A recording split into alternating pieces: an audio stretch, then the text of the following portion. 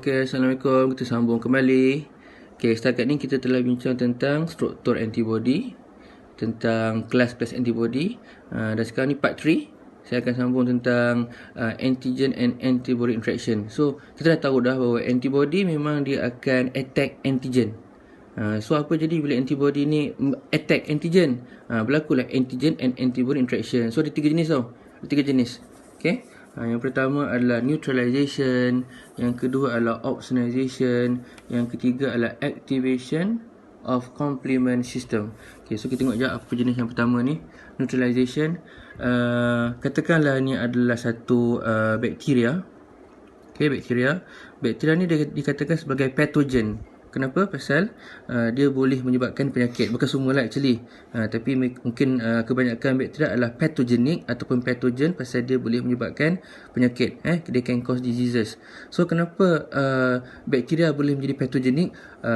Kerana selalunya pada permukaan bakteria tu ada antigen. Ni guna antigen ni, tiga segi ni. Okay. So bila dia ada antigen pada permukaannya, maka bakteria ini akan menjadi patogenik. So macam mana kalau antibody datang? Okay, bila antibody datang, dia akan cuba untuk menjadikan bakteria ini tidak berbahaya lagi. So macam mana caranya? Antibody datang. Okay, ni antibody bentuk Y. Dia mungkin akan duduk dan melekat pada permukaan patogen. Okay, specifically pada antigen lah dia akan melekat. So mungkin ni ada lagi antibody lagi datang melekat, ada lagi antibody datang melekat, ada lagi antibody datang melekat, satu lagi melekat. So bila antibody ramai-ramai datang mengelilingi, mengerumuni, menutupi bakteria ini, maka bakteria ini tidak akan menjadi aktif lagi ataupun tidak akan menjadi berbahaya lagi. In other words, the bacteria has been neutralized. Dia akan menjadi neutral. Kerana itulah berlaku, kita guna perkataan neutralization. So ini adalah kaedah pertama bagaimana antibody boleh meneutralkan antigen dengan cara neutralization. Okay, yang kedua adalah opsonization. Yang ni ada kena-mengena dengan satu sel yang namanya adalah macrophage. Okay, katakan ni adalah satu sel sel macrophage. Macrophage ni mungkin saya darah merah kot. Okay, yang kerjanya adalah membuat fagositosis, iaitu dia boleh menelan sel-sel tertentu. Selalunya macrophage dia akan telan lah benda-benda asing, sel-sel yang nampak macam jahat, patogen ke, bakteria ke, badan dan sebagainya kan. Dia akan telan. Tapi mungkin kalau kita boleh katakan kadang-kadang mungkin macrophage ni tak sedar pun kehadiran bakteria ataupun patogen tertentu. Dia tak sedar. Katakanlah kat sini katakanlah ada apa? Kat mana? Kat sinilah. Katakanlah kat sini ada satu bakteria. Okey. Mungkin macrophage ni tak perasan pun ada bakteria di sini, so dia takkan telan lah. Dia takkan telan. So apa yang antibody boleh buat? Antibody dia akan datang dan dia mungkin akan melekat. Dekat sini dia melekat. Antibody datang melekat pada permukaan patogen tadi, pada permukaan bakteria contohnya. So bila antibody datang banyak melekat di sekeliling patogen tersebut, mungkin ini akan membuatkan macrophage ni sedar bahawa ada patogen yang patut ditelan. So bila macrophage nampak, dia pun akan buat apa? Ni saya buat dia dah gerak sikit dah kat sini. Macrophage pun akan buat fagositosis. Dia akan menelan patogen tadi.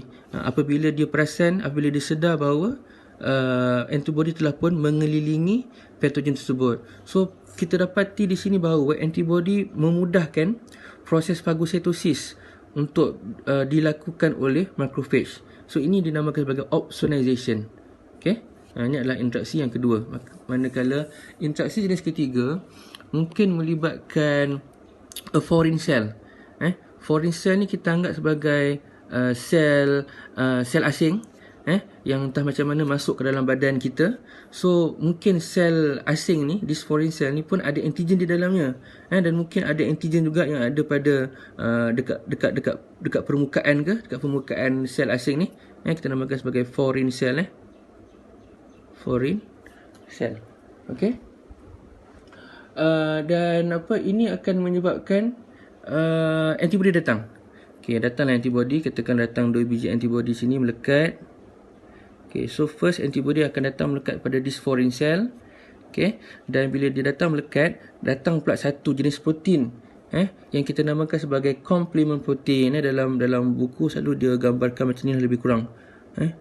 Ni adalah dia punya komponen complement protein ni yang datang. Dia ada dia punya tapak untuk nak lekatkan antibody tu. So first antibody datang melekat kepada permukaan foreign cell, tu datanglah complement protein ni, dan benda-benda ni nanti dia akan pergi ke permukaan sel dan dia membentuk pore. Okey, dia akan membentuk pore tu membentuk liang, membentuk lubang. Okey, benda-benda ni akan pergi sini, pergi sini kan. So dia akan membentuk liang, dan ini akan menyebabkan bila dah terbentuk liang, air ataupun ions daripada luar ni akan masuk ke dalam foreign cell ini. Bila air masuk, of course foreign cell ni akan mengembang dan dia boleh pecah. So ini adalah cara bagaimana antibody membantu untuk memecahkan, memusnahkan foreign cell. Cara macam mana? Dengan mengaktifkan the complement system. Complement system pasal dia ada kena-mengena dengan this complement protein. So antibody mengaktifkan this complement protein dan menyebabkan terbentuknya pore ataupun liang. Air pun masuk daripada luar. Dia ini akan menyebabkan sel asing ini mengembang dan pecah dan musnah. So inilah dia 3 cara bagaimana antigen and antibody boleh berinteraksi. So kita take file lagi. See you later.